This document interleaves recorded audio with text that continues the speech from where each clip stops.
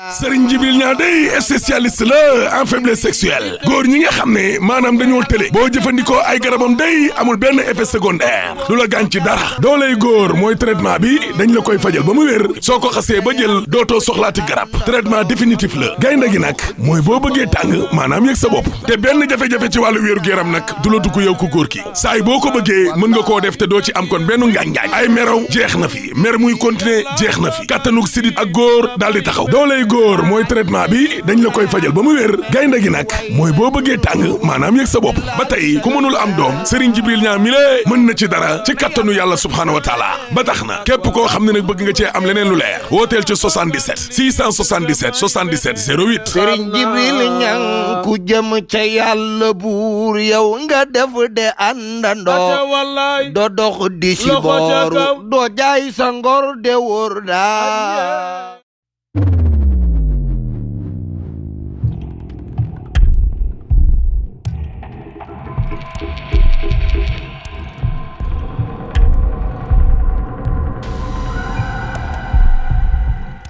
di leen jaajëfalaat bu baax a baax yéen ñi nga xam ne yéen a ñuy topp saa su ne dans votre émission Tout Savoir ci rajo Dakar International wax naa leen ni nag bu fekkee connexion yomb na temps yombul kon jaajëfal war na leen yéen ñi nga xam ne saa su ne yéen a ñuy topp dans votre émission Tout Savoir tey nag kenn ci dalal kenn dootu ko présenté ndax il fait partie des meilleurs dans son domaine muy Pape Sidi Fall Pape Sidi grand maa ngi lay ziara. waa rajo Dakar International maa ngi leen di nuyu. waaye yéen bi diis na lool. et seen micro yi aussi rafet na bokkul ak micro pour dabu yi nga xam ne moom la ma gars yi di jox en tout cas je suis très content d'être avec vous ci rajo Dakar International di nuyu mboolem internaute bu ñuy seetaan à travers la magie du clip à suivre ce que nous sommes en train de dire maa ngi lay nuyu di la ziar yow it. macha allah émission bi nag yaakaar naa Tout Savoir ku ne xam na ni muy doxee saa su ne ñi nga xam ni tey suñu borom dogal na ñu yegg à un certain niveau toog waxtaanee seen jaar-jaar ngir ñun xale yi nga xam ne ñoo ngi ci yoon bu ko defee mu mën ñu jariñ grand tey jaar-jaar bi ba yegg si fii lan lañ ci mën a xam. jaar-jaar bi bëri na ay pakk-pakk bëri na ay gàllankoor bëri na ay ndëgg sërëx waaye yàlla dimbali nañu ba may ñu mën a dékku dafa am genn góor gu tudd Ibrahima Niass ñu koy wax Cheikh al Islam doomi Maam Alaaji Abdoulaye ak Mamasta Jànqa nee na yàlla du teg nit lu mu mënul. wax jooju daf ñoo dimbale lool ci suñu jaar-jaar li muy métti dañoo gëm ne dañ ko àttan rek moo tax yàlla teg ñu ko ba tey yegg si nañ fu ñu koy nettali wala ñu ci tànn ay quelques portions di ko nettali doomu aadama yi ñu naan kon nit fii la jaar. Contrairement moi à ce que dit l'émission Tout Savoir, on peut pas tout savoir, on peut pas tout aussi dire. Même si on peut tout savoir, on peut pas tout dire parce que am na yoo xam ne boo ko nettalee rek mu indi jaxasoo si ay nit ñoo xam ne warul ñagas-ñagas warta am seen diggante. yàlla du teg nit li mu mënul. jaar-jaar bi métti na mais bon ci ay nettali rek lay mujj donc ku ci nekk muy tar boo wakkirloo ci yàlla am ngor rek. defe naa di nga toog ba bés jot nga koy nettaliwaat ay nit. tey yaakaar naa ni bari na métier yi nga xam ni dañ koy def parfois day nekk par moo fi sës nga def ko. parfois mu ne fi parce que passion la. animation lan la ci yow def fi sësoon wala passion la. bon animation boobu dafa kon benn genre affaire boo xam ne les gens le voyaient en moi ñëpp ko doon gis ci man sauf man. kii li muy def ko mën waaye kii nangam kii il parle bien kii nangam man sama yoon nekku ci woon man benn tell ma rajax laa woon rek comme d'habitude moi je suis tellement spontané je suis tellement naturel ba sama benn xarit bu tudd Papa Mar Mbaye ne ma kaay ñu dem rajo Dunia bu Kaolack bu ñu demee foofu noonu ñu wax leen dañu bëgg émission ñu ànd ak suñu fit ñëw taxaw si buntu rajo bi ne asalaamaaleykum ana directeur bi ñu ne ñu mu ngi si bureau ñu fëgg laaj ko mu nañu mën nañu recevoir man dama bëgg nga jox ma émission ah bon mais comme ça oui mais booy yéen koo ngeen na c'était vraiment spontané et ci comme ça lañ ma commencé invité ci ay émissions à Dunia dem ba yàlla def ma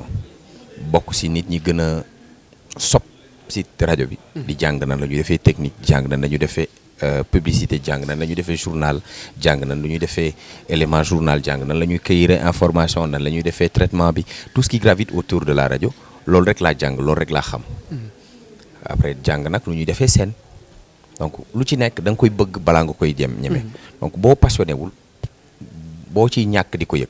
waaye boo passionné mën nga cee ñàkk ba mel ne janaxu jàkk li muy gis mbiskit takk ba takk la mais terewu ko mu ngi ci biir jàkka ji rek parce que jàkka ji la bëgg donc il faut être passionné quoi par quelque chose lu mu métti da nga koy dégg parce que boo wéetee toi tu te suffis de ce que ta passion te fait mais passion aussi dafay ànd ak xel léeg-léeg nga nekk ci mbir nga gis ku ci yàgg lool passionné lool ñëpp xam ne il est passionné par ça mais daf koy def te du ci nangoo gëstu du ci nangoo sawar a amélioré wu donc il faut être perfectionniste quand on est passionnant quand on est passionné par quelque chose il faut être perfectionniste maanaam lii def naa ko est-ce que mën naa ko def lu gën a baax qui sont les meilleurs est-ce que mën naa def lu uuteeg ñoom li ñuy def ba pare jéem a def ñoom li ñuy def ba pare ut sama touche personnelle boole ko si. d'accord ñu ngi dégg nga ni yaa ngi ci doon bàyyi xel ni kii moom lay def tey est-ce que amoon nga idole ci métier bi. j'ai aimé Edouard Adama bu Ndiol Kumba parce que c'était quelque chose de basique. frère am Paul Marie François Ndiaye moo ma jàngal technique. bi ma ñëwee Dakar di jàng journalisme seen kër laa nekkoon man ak moom li ñu gisante matul ñetti yoon ci ak dundam mais je l'ai aimé parce que j'ai trouvé qu'il était très différent de tout ce qui se faisait.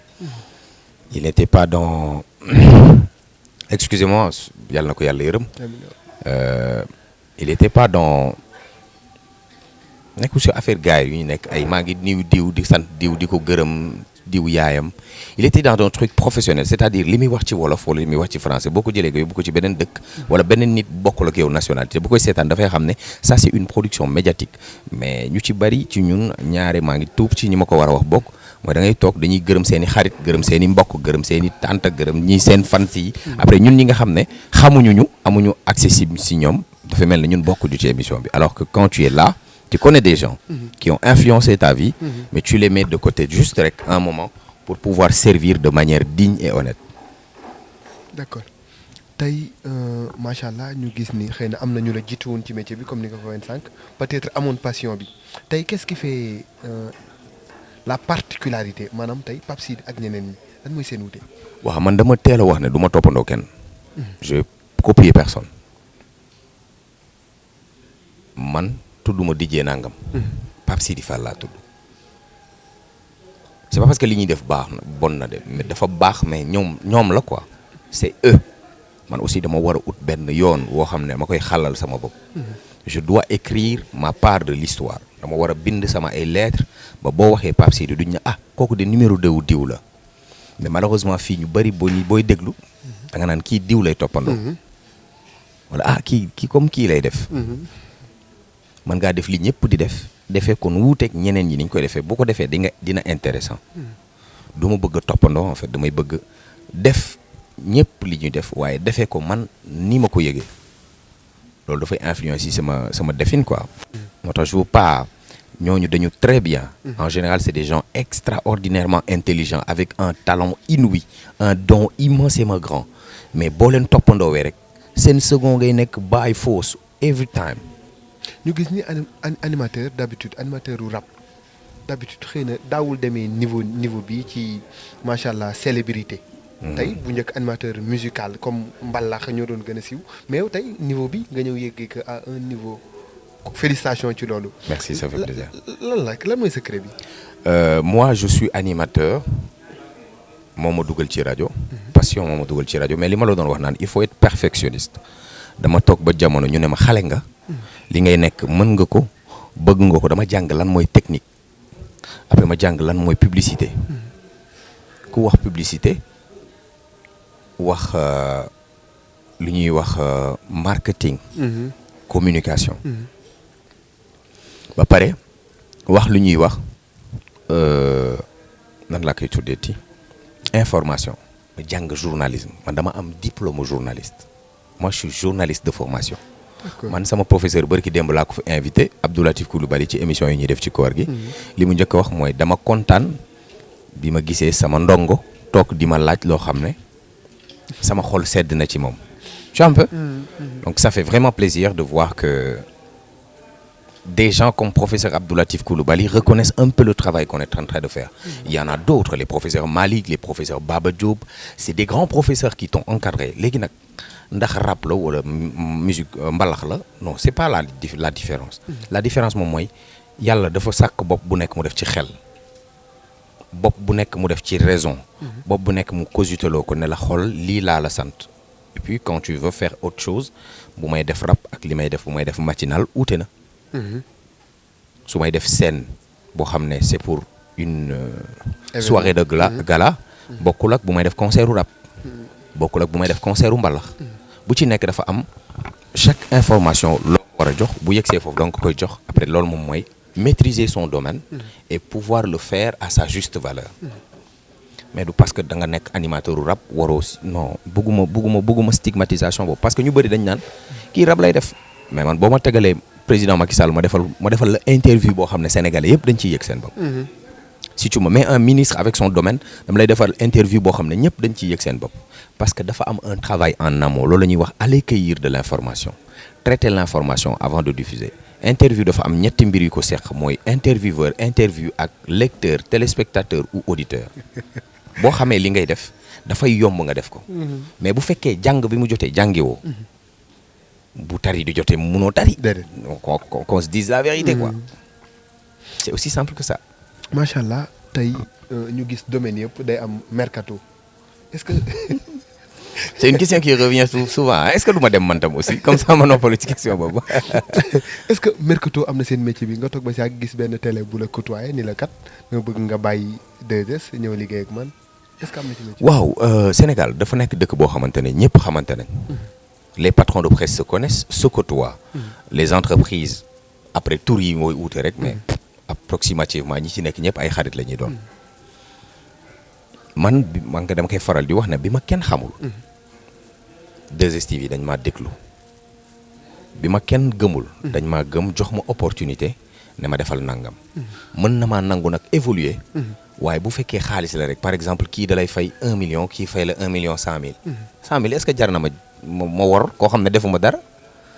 jaru ko quoi mën naa ko am ci bu ma dégganteeg moom excusez-moi ma ni ko yow mi 100 000 nga may fay am naa ko ma fay 110 000 de wala 130 000 est-ce que dama war a dem ci moom wala waruma dem ci moom waaye soo teeyee rek mën ngaa am feneen foo amee lu ëpp 100 000 francs wala 50 000 francs de plus biñ la tegal ci sa salaire parce que le bien matériel c'est quelque chose ku nekk sañoon am lu la gënal mais dafa am loo xam ne dafa ëpp le bien matériel moom mooy respect moom mooy nit ñi wekk la naw la ci jikko ji nga am te loolu xaalis du ko joxe ki ëpp respect ci àdduna bi fu mu dem ñu tàllalal ko sijaada bu xonq ñu tuddee ko tapis rouge kooku mooy Nelson Mandela Sénégal am na ñu ëpp xaalis Serigne Touba lu Serigne Touba bëgg ñoom ñu bëgg ko bu ñu génnewut ci seen poos duñu ko am te Serigne Touba lu mu bëgg ginnaaw jóge na fi sax nit ñi dinañ jaayante ba am ko li ko ko may mooy constance li ko ko may mooy jàmbaar jom am fit am fayda mën a xeexal réewam donc xaalis après am na importance ci jamono ji ñu nekk sax nag waaye dafa am lu ko ëpp importance te nit ñi dañ koy fàtte moom mooy ngor ak nettali bu rafet ngor dafa baax ak jombale mais léegi bon valeur boo koy wax nit ñi sax dañ naan la waa respect fayul courant feesul biir mais am na fu mu la mën a dimbalee daal je pense que loolu mooy sama point de vue si live maa ngi 2STV mais gars yi ngi lay contacter même bàyyi nañ ma dem yi rajo di def émission bàyyi nañ ma dem CNM di def yow bàyyi nañ ma bu ma amee benn contrat ak benn marque de café ma dem def ko su ma amee benn contrat ak benn marque téléphonie ma dem def ko su ma amee sama digital ay xarmat kenn du ma wax doo ko def su ma demoon ci beneen télé mën nañ ma ne yow dañ lay signer contrat exclusivité amoo droit def leneen parce que tu es dans la nangam ma yem ci li may am rek Serigne Saliou daana wax gàtt wërsëg weesuwul nit di xam li muy am diggante weer ak morom ma dañu nekk ci marché boo xam ne ku nekk mën naa lal jaay waaye bu fexeel ba li ngay jaay boo amut bayre it mu am qualité ba ku ko ñam mën koo wax ay bokkam bu subaa ñu jënd si ci yow mais tamit ñàkkul yeneen télé yi ngi lay sollicité waaw sollicitation du ñàkk mais après ba ma jógee woon 2S par exemple dem si beneen télé lan laay def foofu lu ma dul def 2S dafa am benn rappeur bu tudd Abbas bu ne je ne fais pas ce qui marche je fais marcher ce que je fais maanaam du ma dem ci benn télé parce que télé bi dafa am buzz wala day dox man damay fexe ba li may def mu am buzz mu dox maanaam man may dox fu ma ne muy dox waaw ma fexe ba man ma nekk un produit une valeur ajoutée pour la télé même pas ma bañ a nekk gàllankoor ci télé bi ba dañuy obligé di woo kenn boo tuddee nit ki ñu ne kii kat c'est une marque crédible loolu la ñuy wax toi tu deviens un label tu deviens une marque boo xam ne tu es apprécié et tu es aimé par les gens. d'accord tey bu fekkee dama bëgg a tëj phase bi jeunes yi ne ci sa ginnaaw ci lan la ñu mën a jàpp ba tey mën a sori ci métier bi di animation. jàng dafa tumuranke léegi télé dafa bari rajo bari site internet bari médiocrité gën a am ci contenu yi li ko waral mooy boo bëggee reer guddi da nga koy togg bëccëg da nga koy waajal bëccëg faaw nga nduggi faaw nga raxas faaw nga préparer jël temps bàyyi ko mu ñor nga door a yàq mais léegi da nga naan xëy na kët ne jon rek ne bismillah média mu ngi noonu dafa am lu ñuy wax background loolu la ñuy wax culture générale tey buñ ñu waxoon ne dañuy def émission si pétrole ak si gaz bi Sénégal am man damay ñëw rek toog du ma préparer fiche du ma def dara suñu waxoon ne tey par exemple dañuy wax ci monnaie Sénégal suñu waxoon dañuy wax ci Union européenne suñu waxoon ne dañuy wax ci affaire France Afrique suñu waxoon ne dañuy wax ci Union africaine suñu waxoon ne dañuy wax ci problème bi am Mali suñu waxoon ne dañuy wax ci élection yi am France deuxième tour bi damay ñëw rek toog du ma def dara damay ñëw rek salaamaaleykum bu ñu waxoon ne dañuy wax ci Serigne Touba damay ñëw rek toog bu ñu waxoon ne dañuy wax ci Seydi Hadji Malick damay ñëw rek toog parce que xam naa ci loo xam ne xëy na bu ma ko laajee ñiy jëriñu dinañ ko loolu la ñuy l'ensemble de toutes ces choses là la ñuy wax être cultivé avoir une culture générale mais tout ça ne peut pas être utile si c'est pas saupoudré de yar ak teggin parce que nit ñi juróo leen jëndoo leen doo seen papa doo seen yaay da ngaa yor outil médiatique di wax ñor seen i nopp ak seen i gët di déglu bu fekkee da nga leen a jaay lu amut wala arrogance dañ laa fa ñukk ne yàq bu na xari dem seeti keneen donc que gars yi am culture générale nañu armé wu il faut qu'il soit prêt sur tous les plans bu la kenn bett boo toogee temps bi wéet ngay dem sama xarit bi diw ak a baax dem yendu ji kër artiste sàngam déedéet toogal nga jël sa temps ubbi livre lire duggal internet déglu ay waxtaan seetaanal ay documentaire prépare-toi parce que un jour viendra dinañ la coq ci loo xam ne boo ci xamul dara dañ naan mais qui est en train de faire cette interview là il est nul parce que am na yenn ineptie yoo xam ne bu ko nit waxee ci sa kanam ba jàll mooy toi qui lui fais l'interview c'est que tu n'es pas préparé il faut qu'on soit très prêt tey concurrence bi ci métier bi il faut une concurrence mel ni xaw na tardé non pour man tarul concurrence bi ma jàpp ne woon moo doon tar mooy par exemple une concurrence loyale mais concurrence u léegi c'est pas de loyal dafa am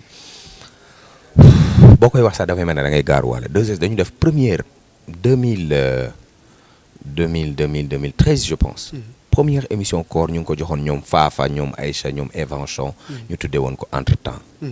année bi si topp waa TFM commencé année bi si topp waa 2S changé waat seen entre temps tuddee ko Tout est là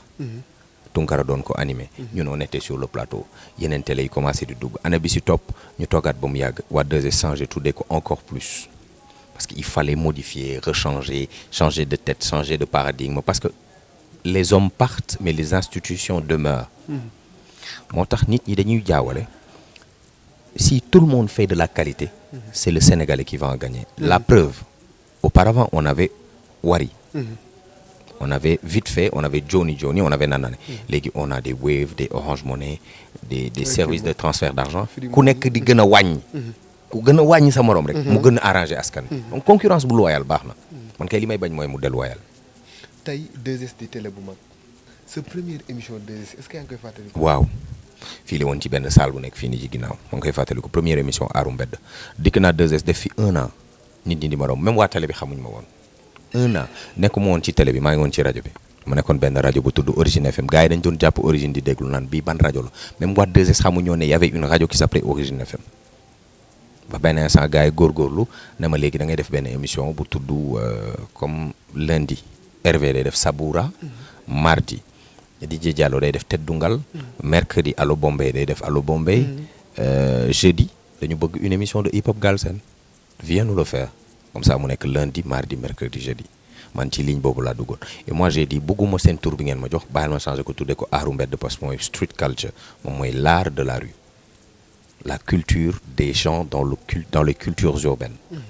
on a commencé à le faire nit ñi naan ñu génn leen ci mbedd mais fii la woon avec des caméras robot yu rond yi ma ngi koy fàttaliku ba comme tey c'était comme j'ai fait 10 ans aujourd'hui à la 2S 2012 laa fi dugg on est en 2022 j'ai fait 10 ans d'affilée Inch'Allah